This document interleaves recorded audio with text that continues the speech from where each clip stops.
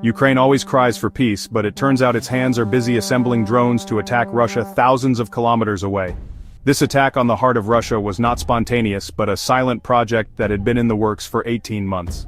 And this plan does not only come from Ukraine but from behind the scenes, namely the Western powers who never want this war to end. Late May 2025, sirens blared on the Kyiv. The sky was filled with the flash of missiles and the sparks of air defense systems. Russia launched one of the largest airstrikes since the 2022 invasion began. More than 50 cruise missiles and kamikaze drones were sent towards Ukraine's strategic infrastructure, weapons depots, radar systems, and military communication centers. For Kremlin, this was a legitimate military operation.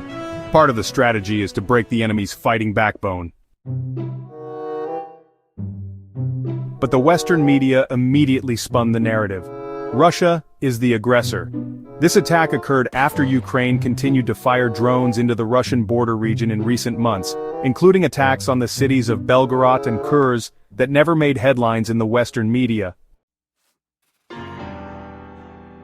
But amid the roar of missiles exploding in the skies over Ukraine, one thing many people failed to notice. Russia may be openly attacking, but Ukraine is secretly preparing to retaliate.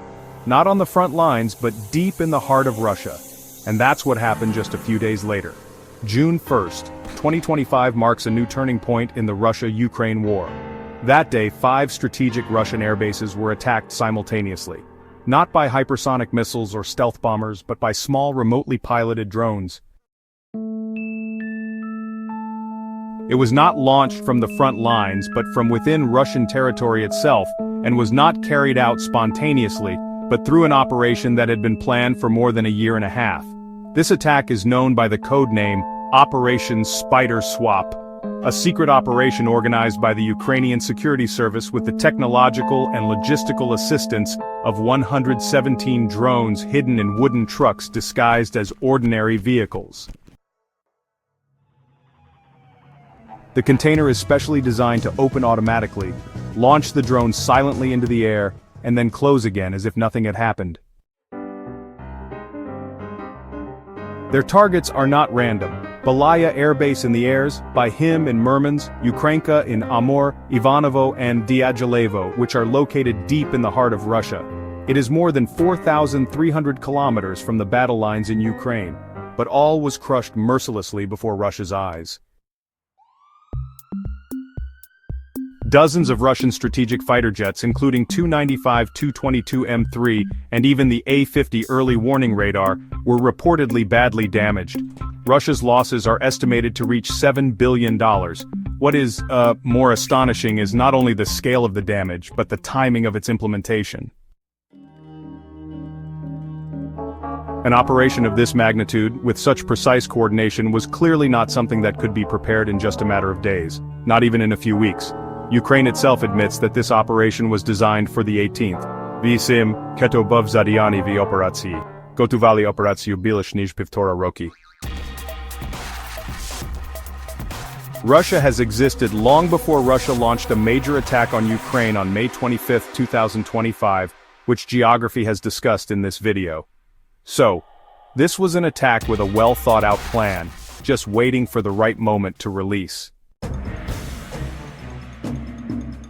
And that moment came when Russia was considered to have justified the attack in late May 2025. Even Ukrainian President Volodymyr Zelensky praised the operation as a diamond operation and thanked for the support. Bliskucha operacja provedeno proti wojskowych cele. After the explosions rocked 5 Russian defense points, the world public began to ask, how could Ukraine do this? Even more amazingly, the drone's launch structure is designed to be completely undetectable. Some analysts say such planning and technology would be difficult for Ukraine to build on its own, without logistical support and technological intelligence from abroad. It doesn't stop there. A report from the New York Post also mentions the use of AI and satellite surveillance, which was used to identify the lowest alert times of Russian bases. This is not just a military operation, it's actually a combination of high-level intelligence, cross-border logistics, and, well, Western-style precision execution.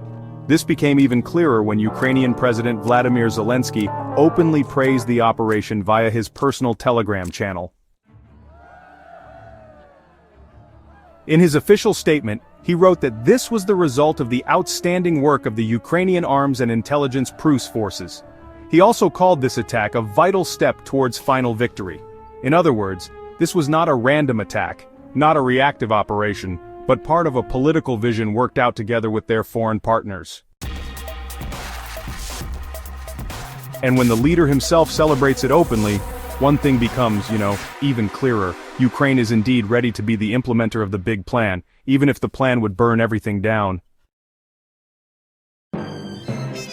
This attack not only destroyed the Russian battle force, but also hit something deeper. The perception of Russia, which had been labeled as an aggressor by the Western media, suddenly became the victim of a deadly attack that reached the active circle. This is no longer a border conflict. This is a direct attack on the heart of a nuclear superpower's defenses. Ukraine managed to destroy Russian strategic aircraft, but who benefits the most from it all? Not Ukraine, because this attack actually increases the risk of brutal retaliation from Russia. Ukraine is exhausted, the population is declining, the economy is paralyzed, and now, after this attack, Ukraine has made itself a bigger target than ever. On the other hand, the coal countries have nothing to lose. Instead, they got two important things. Russia is provoked to anger, and Ukraine is increasingly tied to their logistics and defense systems.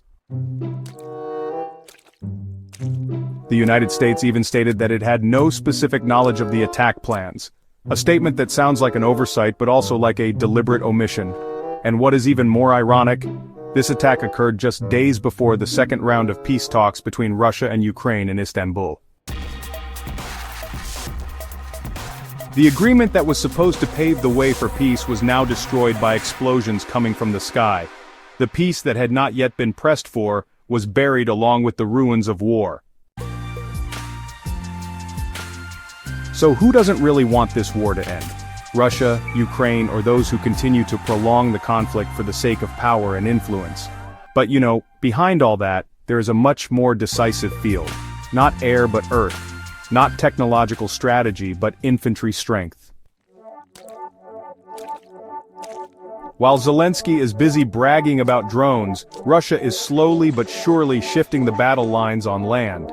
Over the past 3 months, the Russian military has shown a consistency that Western media rarely talks about. From March to May 2025, Russia managed to reclaim hundreds of square kilometers of eastern Ukraine. Little by little, without fanfare, but effective. In Sumy, Russian forces have even begun to press deeper, threatening Ukraine's main military supply lines in the northeast. President Zelensky himself admitted that more than 50,000 Russian troops are now concentrated on the borders of the region. This is undeniable. Ukrainian drone strikes may hit Russian bases, but they don't change the map of war. In fact, this step could be a legitimate reason for Russia to increase pressure. Because unlike the West, which only wages war behind the scenes, Russia still acts based on principles. If attacked or threatened, they will respond. Many analysts believe Russia's response will not be limited to conventional attacks. Hints at the use of hypersonic missiles, energy sabotage, and cyber attacks are now being discussed openly. Russia not only wants to retaliate, but to bring back fear.